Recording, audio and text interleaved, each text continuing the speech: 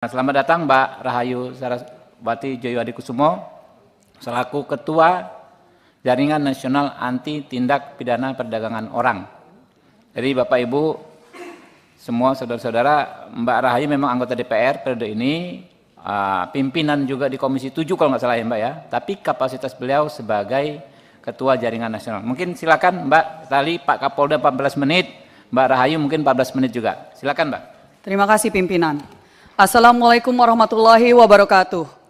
Shalom, Om Swastiastu, Sukihotu, salam sejahtera bagi kita semua, pimpinan, Bapak Ketua dan para Wakil Ketua, para anggota Komisi 3 yang saya hormati dan saya banggakan. Izin saya memperkenalkan diri terlebih dahulu bersama dengan rekan-rekan saya yang hadir pada siang hari ini. Saya Rahayu Saraswati Joyohadikusumo, anggota DPR RI fraksi Partai Gerindra, dari Dapil Jakarta 3, saat ini juga menjabat sebagai Wakil Ketua Komisi 7 di DPR RI periode 2024-2029. Namun seperti tadi yang disampaikan oleh Bapak Ketua Komisi, saya hadir pada hari ini bukan hanya sebagai anggota DPR RI yang mewakili rakyat Indonesia, tapi juga saya hadir di sini sebagai Ketua Jaringan Nasional Anti Tindak Pidana Perdagangan Orang, yang sudah diinisiatif didirikan pada saat saya masih menjabat sebagai anggota DPR RI periode 2014-2019 di tahun 2018. Sekarang kami sudah memiliki 30 anggota organisasi, NGOs, civil societies, dan juga individu-individu yang fokus untuk melawan perdagangan orang yang menjadi permasalahan besar di Indonesia. Saya tidak akan terlalu panjang lebar karena nanti saya akan serahkan kepada rekan saya yang merupakan Ketua Harian Jaringan Nasional Anti TPPO. Tapi saya mau memberikan sedikit konteks Bapak Ibu kenapa saya hadir di sini. Dan kenapa urusan Saudara Rudy Soik ini menjadi sesuatu yang saya secara pribadi angkat. Karena penting untuk konteks ini. Yang pertama, saya mohon izin juga kepada yang saya hormati tentunya jajaran dari Polda NTT. Izin Pak Kapolda dan Bapak-Bapak sekalian, mungkin Bapak tidak begitu mengenal. Tadi saya mendengar di awal Bapak tidak begitu mengenal Saudara Ibda Rudy Soik. Saya sudah mengenal beliau bertahun-tahun.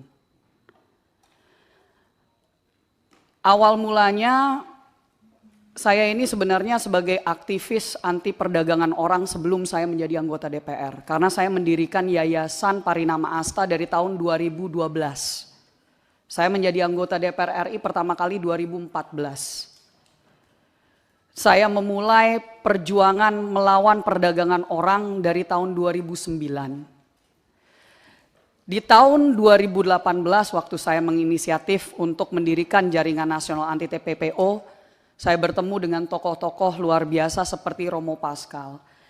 Di samping saya, ketua harian kami adalah Romo Krisantus Pascalis Saturnus. Tahun lalu beliau yang saya yakin di Komisi 3 yang adalah incumbent petahana sudah sangat mengenal nama beliau. Karena beliau adalah tokoh anti perdagangan orang yang waktu itu juga harus berhadapan dengan oknum dan sindikat. Dan beliau juga mendapatkan fitnah yang sangat luar biasa dan akhirnya didengar oleh waktu itu Menko Polhukam saat itu. Jadi Bapak Ibu sekalian, kami hadir di sini juga bersama dengan yang bersangkutan langsung selain dari Romo Pascal ada Ibda Rudy Soik yang duduk di sebelah kanan bersama dengan istri beliau dan juga tim advokasi dan izin juga ada di balkon yang tidak bisa masuk ke dalam ruangan.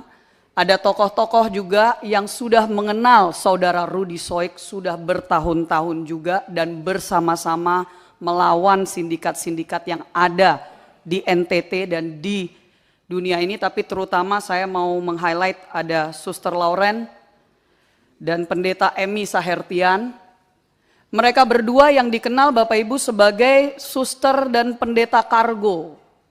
Karena yang setiap hari, setiap tahun ratusan jenazah PMI mereka terima di NTT. Hampir setiap tahun ratusan jenazah warga negara Indonesia, warga NTT mereka terima. Dan mereka juga hadir di sini untuk memberikan kesaksian jika kapanpun Bapak Ibu memerlukan sebagai tokoh-tokoh yang memang dihormati dan sudah sangat mengenal dengan saudara Rudy Soik. Izin pimpinan sedikit background karena awalnya jujur saya tidak mau mengangkat ini ke publik waktu masih persoalan demosi, dimutasi ke Papua dan seterusnya.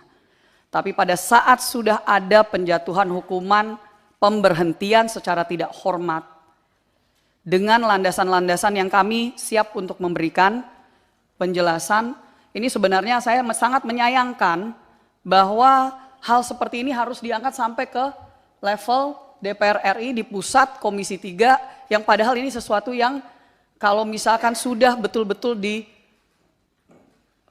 diungkap dan diselesaikan, ini tidak harus sampai ke sini. Tapi saya akan persilahkan kepada Romo Pascal untuk membacakan sedikit kronologi. Ya, ini saya tidak menganggap ini sidang, tapi maksudnya sidang hukum ya. Tapi saya berharap di sini para anggota DPR RI yang terhormat, para wakil rakyat bisa mengetahui dari dua sisi. Silakan Romo Pascal.